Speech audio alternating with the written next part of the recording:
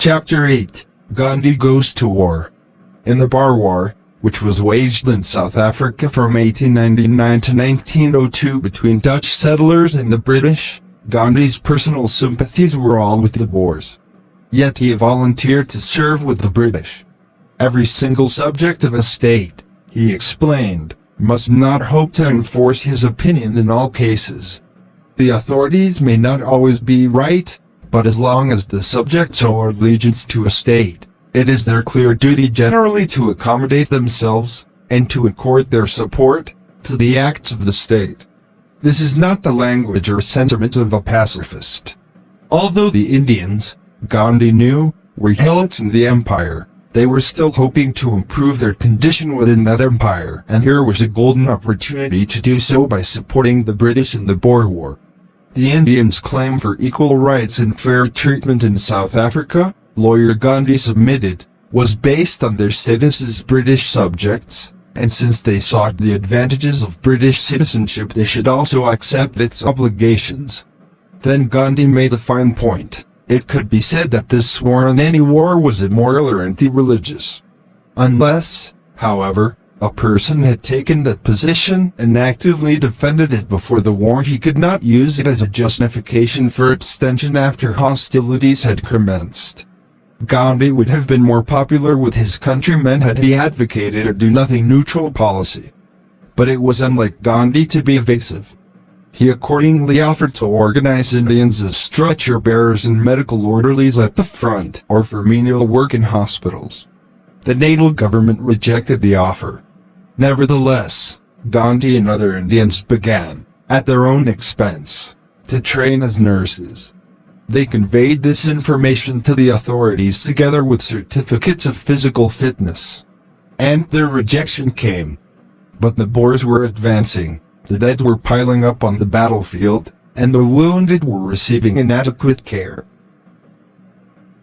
After much procrastination from prejudice, Natal sanctioned the formation of an Indian ambulance corps. 300 free Indians volunteered together with 800 indentured laborers furloughed by their masters. England and South Africa were impressed. Gandhi led the corps. A photograph taken in the time shows him in khaki uniform and broad-brimmed, jaunty, felt cowboy hat seated in the center of 21 men similarly dressed.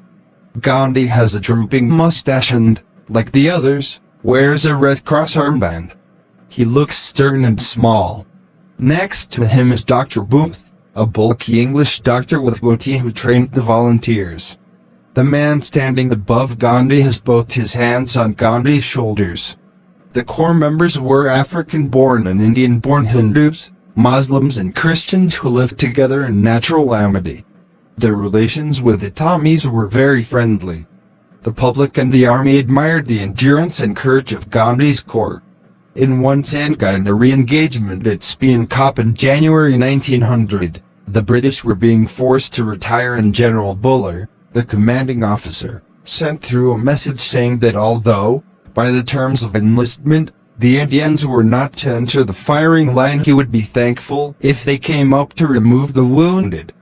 Gandhi led his men onto the battlefield. For days they worked under the fire of enemy guns and carried wounded soldiers back to base hospital. The Indians sometimes walked as much as 25 miles a day.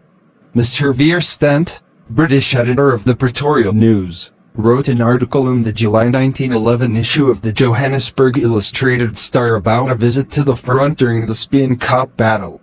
After a night's work, which had shattered men with much bigger frames, he reported, "I came across Gandhi in the early morning sitting by the roadside eating a regulation army biscuit.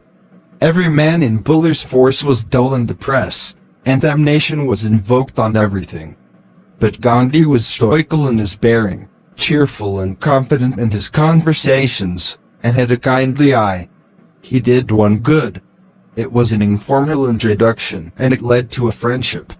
I saw the man and his small and disciplined corps on many a battlefield during the Natal campaign, when succor was to be rendered.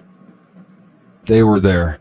Their unassuming dauntlessness cost them many lives, and eventually an order was published forbidding them to go into the firing line.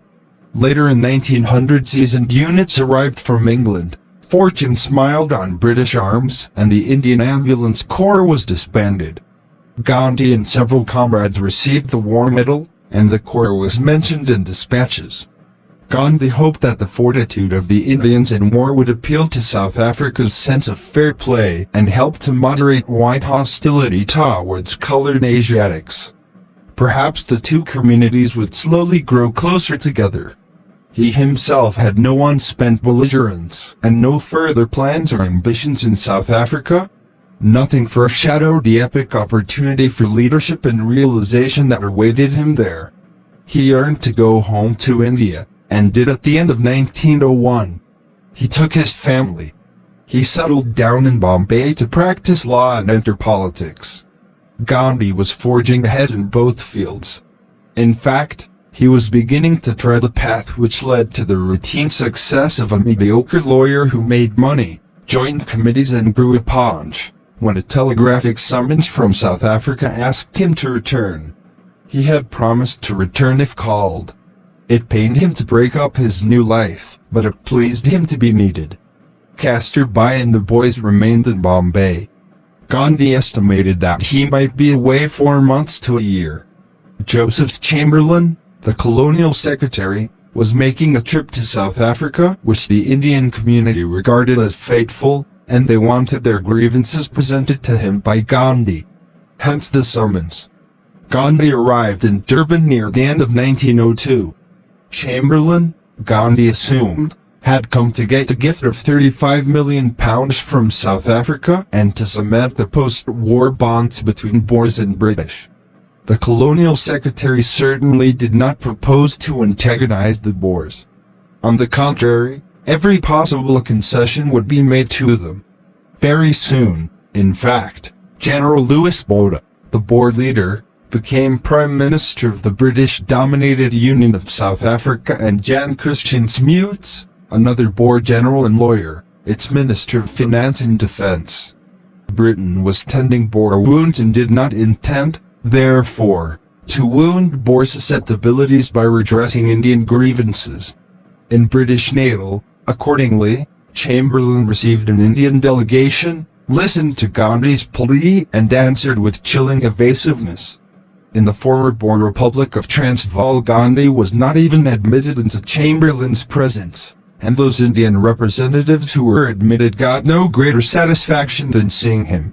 From repeated rumblings in the Transvaal, it seemed that a political volcano might any day erupt and wipe out the entire Indian settlement. Gandhi therefore pitched his tent close to the crater. He became a resident of Johannesburg, the largest city of the Transvaal, opened a law office there and, without objection from the Bar Association, won the right to practice before the Supreme Court. The Transvaal government established an Asiatic department to deal with Indians. This in itself was ominous. It suggested a racial approach. The department, which Gandhi charged with corruption, was manned, in the main, by British Army officers who had come from India during the Boer War and elected to stay. Their mentality was that of the white Sahib in a colony of colored inferiors. One of the top Asiatic department ideologues was Lionel Curtis, Assistant Colonial Secretary of the Transvaal, who later attained wider fame as a liberal apologist of imperialism. Gandhi went to see him in 1903, and Mr. Curtis wrote subsequently, "Mr. Gandhi was, I believe, the first Oriental I ever met. But ignorance has ever facilitated policy making. Gandhi," Curtis says, "started by trying to convince me of the good points in the character of his countrymen, their industry, frugality, and their patience." Still the same Gandhi in hope of winning friends by disproving calumnies. But Curtis replied, "Mr. Gandhi, you are preaching to the converted. It is not the vices of Indians that Europeans in this country fear, but their virtues. If the Indians in South Africa had consented to be hewers of wood and drawers of water, they would have had no trouble.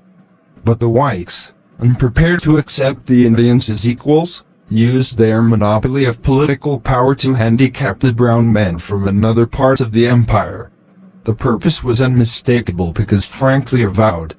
General Botha put it bluntly in an election speech at Standard in January 1907, when he declared, "If my party is returned to office, we will undertake to drive the coolies out of the country within 4 years."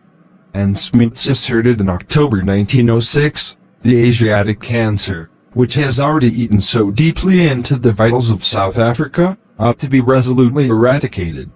These were the Asiatic Department's marching orders. Gandhi stopped the whites far short of this goal.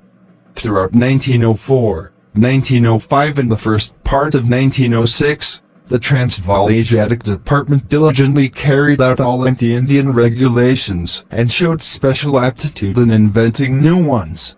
It looked as though the existence of the 10,000 Indians of the Transvaal and of the more than 100,000 in South Africa was in jeopardy. The threats of Botha and Smuts appeared on the eve of being translated into actuality. Gandhi was now the recognized leader of South Africa's Indian community. Tension between whites and Indians was growing. Nevertheless, Gandhi forsook the political arena when the Zulu Rebellion occurred in the first half of 1906 and joined the British Army with a small group of 24 Indian volunteers to serve as stretcher-bearers and sanitary aids. Gandhi said he joined because he believed that the British Empire existed for the welfare of the world. He had a genuine sense of loyalty to it. The rebellion was really a punitive expedition or police action which opened with the exemplary hanging of 12 Zulus and continued to the last as a ghastly procession of shootings and floggings. Since white physicians and nurses would not tend sick and dying Zulus, the task was left to the Indians, who witnessed all the horrors of black men whipped till their skin came off in strips. Gandhi's party sometimes came on the scene 5 or 6 days after the whites had passed by and found the victims suffering agony from open, suppurating wounds. The Indians marched as many as 40 miles a day. After a month's service, the Indian unit was demobilized and each man honored with a special